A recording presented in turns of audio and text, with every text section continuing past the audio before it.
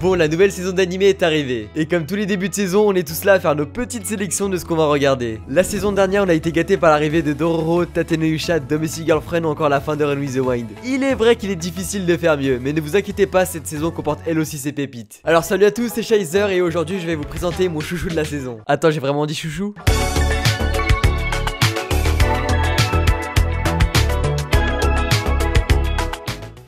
Kimetsu no Yaiba, aka Demon Slayer, aka Les Rôdeurs de la Nuit, aka Panini Manga. On fait une pause s'il vous plaît parce que là c'est trop marrant.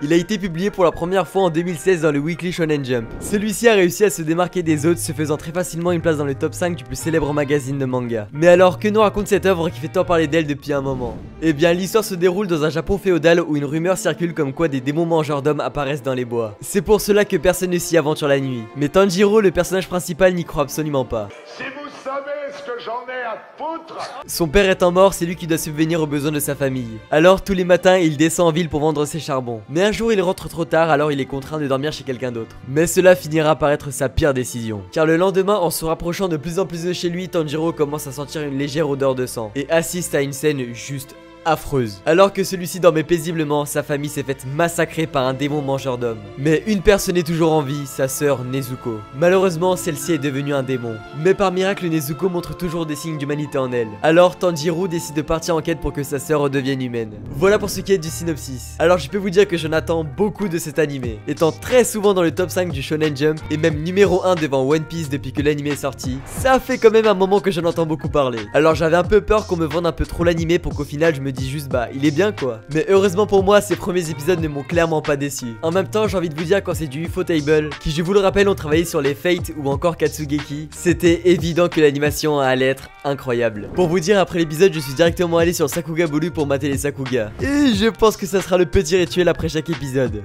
D'ailleurs, si vous ne savez pas ce qu'est un Sakuga, je vous renvoie vers une vidéo de mon ami Strikaze qui a abordé le sujet. Sinon, il y a eu aussi des scènes en 3D, ça passe crème, même si c'est toujours particulier à en voir. Genre par exemple quand Tanjiro évitait des chutes de bambou, la scène était en CGI qui passait super bien sur les bambous je trouve. Mais à un moment Tanjiro était en 3D et franchement je n'ai pas aimé pour le coup. Après bien sûr entre nous hein, c'est pas du niveau d'un berserk hein.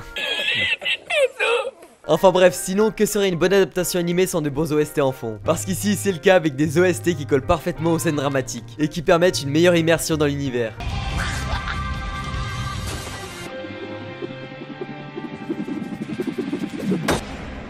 Après, faut savoir que derrière ces sons, il y a quand même Kaji Urayuki qui a tapé sur les sons d'SAO, de Fate ou encore d'Arslan Senki. Mais la petite cerise sur le gâteau, c'est l'opening chanté par Lisa. Vous ne la connaissez pas? Attendez, écoutez ça.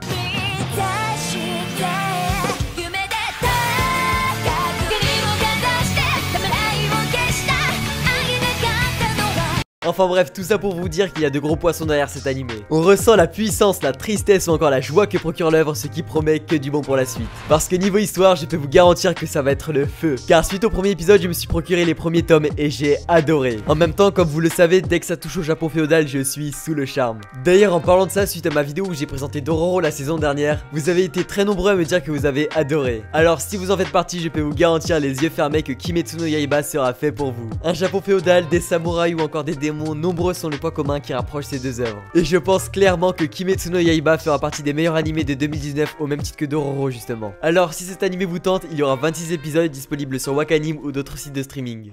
Voilà, ce sera tout pour cette vidéo. J'ai hâte de voir ce que la suite de l'anime nous réserve et il me tarde de voir vos avis là-dessus. Alors n'oubliez pas le pouce bleu, le commentaire ainsi que l'abonnement. C'est le meilleur soutien que vous pouvez m'apporter. Sinon, rejoignez le Discord de la chaîne, il y a beaucoup d'animations en rapport avec les mangas et les animés. Et beaucoup de fans avec qui en discuter. Il y a aussi mes réseaux sociaux ainsi que mon Tipeee si vous voulez m'aider financièrement. Enfin bref, quant à moi, je retourne mater des animés, c'était Shizer. Ciao.